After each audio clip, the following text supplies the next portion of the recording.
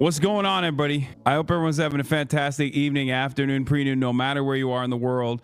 I'm Hassan Piker, and this is the Hasanabi broadcast coming to you live from sunny Chicago, Illinois. And boy, do I have some stories to tell you. I'm in the Windy City, and they're watching. Oh, the feds are watching. They're always watching. Feds are always like this. Okay, now we know for real. I have a lot of interesting stories to tell you, which is why I'm very early, as a matter of fact, because later today I'm going to be heading over to University of Chicago, the mean streets. Man, where do I begin? God damn. This is the part of the broadcast where I tell you about my personal news about what's going on in the world of Hasanabi Piker in between the time period where I press the stop streaming button and press the start streaming button. Ladies and gentlemen, it's 9:31 in Los Angeles, but it's actually 11:31 here in Chi City in Chirac. Once again, pre-watch Piker struck again. I remember I was joking about like what I foresaw would potentially happen as I entered the United States of America.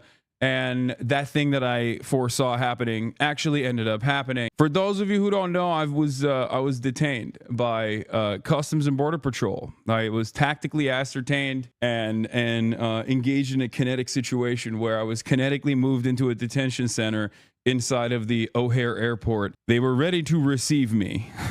Let's just say, and it wasn't a very warm welcome. So what's happening? What's happening in Chicago? What the was that? You know, this is only my second time coming back here, and the first time I was here for the DNC got kicked out. Second time I couldn't even enter the state almost. Later I will head to Uni of Chicago to do a talk with Ested Herndon. Get in now. Start off the story at Charles de Gaulle, 3 hours, man. Yeah, that's where I'm going to start. I thought I saw your ass at a bar. Maybe. I did get recognized a bunch. I also got recognized while I was walking out of the ICE detention. But I don't think the two Hasanabi heads that recognized me had any idea that I was like walking out with an ICE agent. Our story begins at Paris's premier international airport, Charles de Gaulle. Okay. Now, normally I'm an experienced traveler, as some of you may know. Usually, as an experienced traveler, I like to get to the Charles de Gaulle airport early because I know, no disrespect to France, I love the country, but Charles de Gaulle airport is one of the worst in Europe. I hit the triple Monty. I had like a generational run. There was massive traffic going in. When you actually drive into the airport, the person that's dropping you off has to get a gate ticket at the gate. The ticket actually didn't work. Like, so we were stuck in traffic with like other cars behind us. Like, my driver had to get out and be like, and wave people away from the gate so that we could actually get to a gate that worked, all this stuff, right? And I'm like, oh, brother, here we go. Walk in. I'm flying business. So like I have sky priority. So I'm thinking like, oh, at least I'll be able to get my luggage in on time. Barely made it to the check-in. Okay. Once I got through the check-in, I got hit at every single step. There's an automatic passport processor where you just kind of step into this room and then boop, doors open, you walk in, right? I wait in line. There's only one. None of the machines are working. Finally, I get to the machine that is working, and the machine stops working. It just won't take my passport. Then I got stuck behind classic old lady, okay? Old lady with a lot of bags, with a lot of fluids. Boom, I get stopped at security after this old lady as well. Generational 3-hour run at Charles de Gaulle. And then afterwards, I get into the flight and I'm like, all right, finally.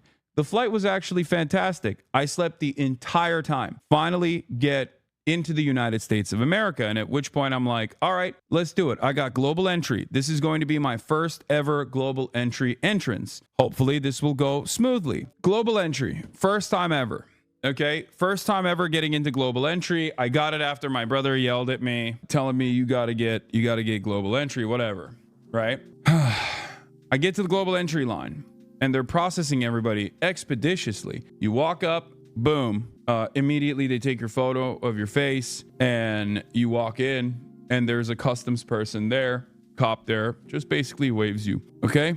And they do that over and over again. It gets to me, take a photo, boom. Walk in. Instantly, the Customs and Border Patrol agent goes, "Step aside, sir." I was like, here we fucking go. All right. She goes, step aside, sir. An agent will come in and take you to another location. I was like, is that proper protocol? It's like, sometimes it happens.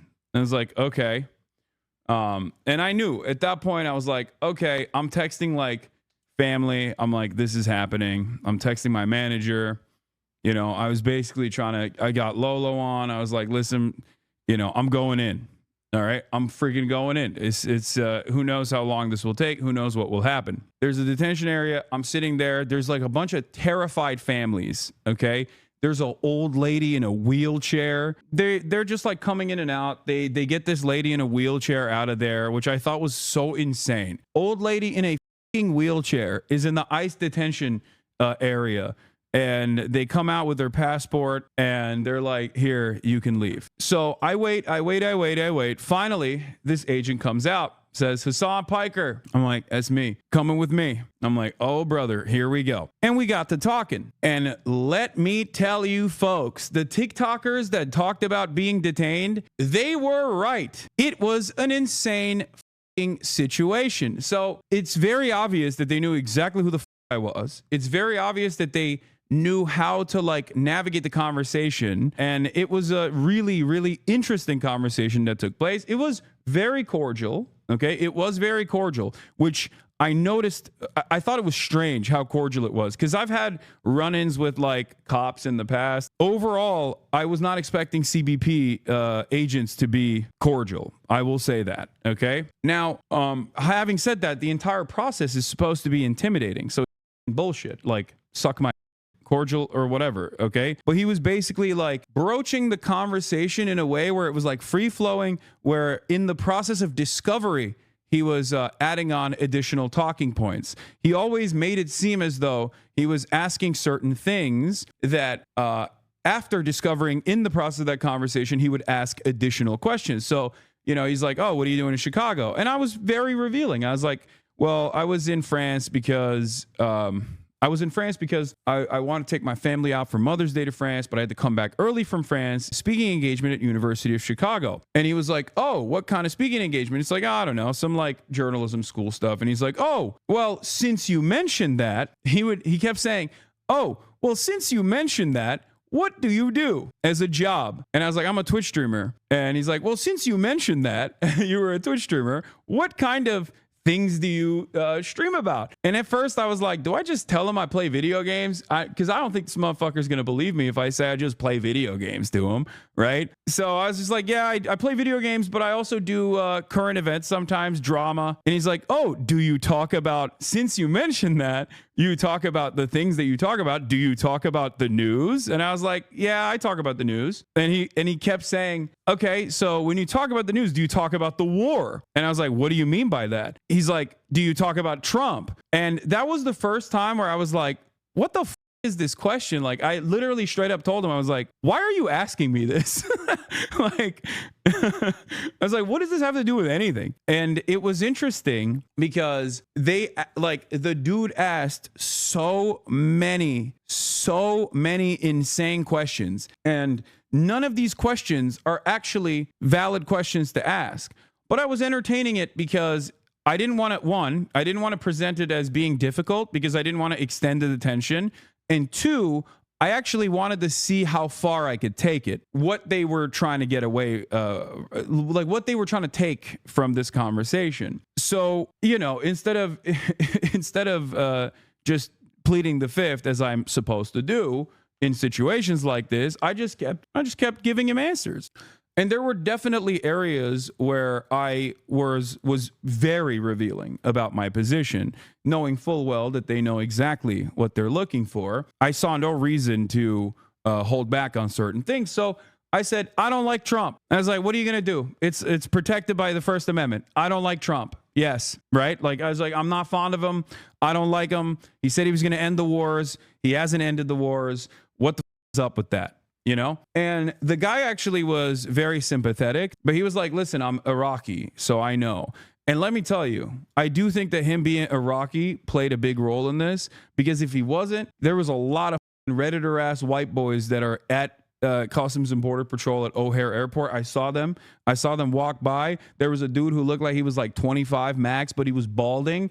And I knew immediately, if that motherfucker is my agent, I'm screwed. I'm going to CCOT. This dude is going to literally cook me. So I got a little lucky. All right. I will admit. So we're talking. You know, I'm telling him like, oh, I'm U Chicago. I'm going to be speaking there for the journalism school. I told him like, you know, I don't like Donald Trump. And I was like, so why are you guys doing this? And he's like, oh, it's just like routine. It's a routine process. I was like, it doesn't feel too routine. And basically my big fear from the entire situation was like, if they were to ask for my phone, not that there's anything incriminating on my phone, but I don't want the federal government inside of my phone beyond all of the times where they probably have been engaging in like warrantless surveillance on my phone or whatever.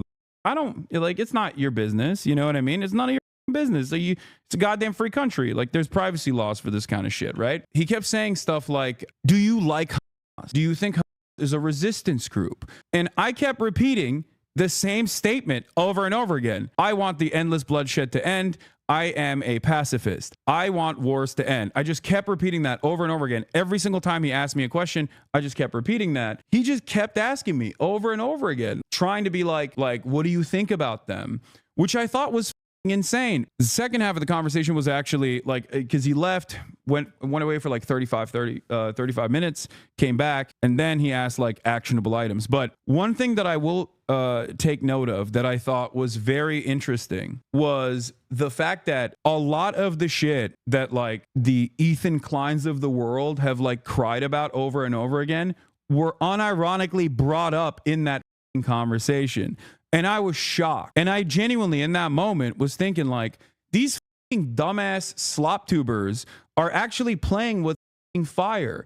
And I even thought about not even mentioning this because I was like, I don't want to give him any sort of like power over the situation. The Barry Weisses of the world actually have motion in this goddamn admin. They're cheering this on over at eSub. Yeah, I know. They can suck my liberals, by the way. It's crazy that like these were actual questions. Like they asked me about my Twitch bans. You know, I do have sometimes I use hyperbolic language and it gets taken out of context or whatever. Man, you really talk way too much. Lawyer would be pretty upset at you, dude. What are you talking about? I know that under normal circumstances I'm supposed to say I want a lawyer. I don't want to talk to you.